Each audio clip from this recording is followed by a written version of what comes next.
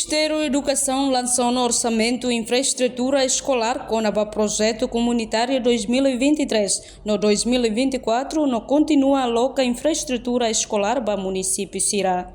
Assunto ne Russi, ministra da Educação, Dulcia de Jesus, sexta-feira, o enhira ao encontro cortesia do presidente da República, José Ramos Horta, e a Palácio Presidencial para o PT dele.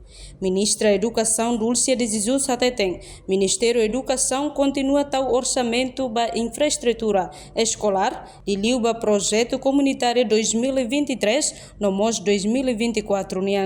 Além de Ministério da Educação mostra o quadro pessoal com menos professores e a escola Sira, no Ministério identifica a escola nebe menos professores Sira. O Ministério da Educação continua tal orçamento para infraestrutura escolar.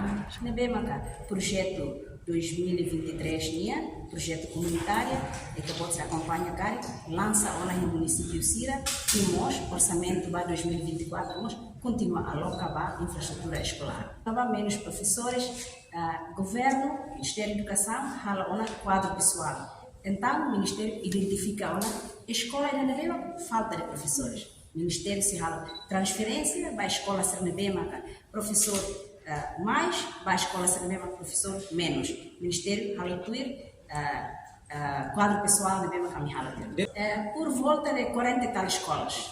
E tempo para primeiro hala transferência e depois se hala colocação, e a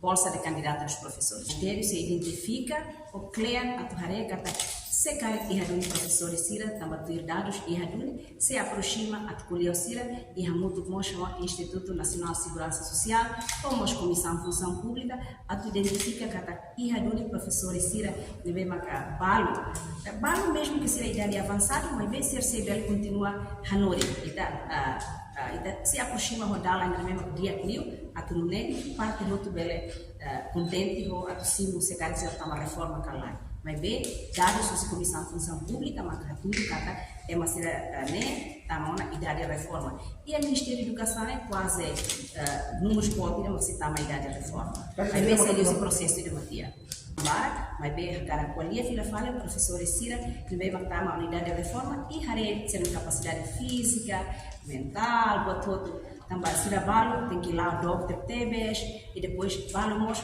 susaram também que a sala de aula horas lima também regime docente regime carreira docente ou regime especial requer que cada professor ida tem que halonia 24 horas por semana. A reportagem Sabina Sansa, Televisão Timor-Poste. Janela informação ba Emogoto. Atua tem informação atual dia Clio. Kita haluha. Haneham botão subscribe, like. Halo comentário no faixa tutang ba media social Hoto.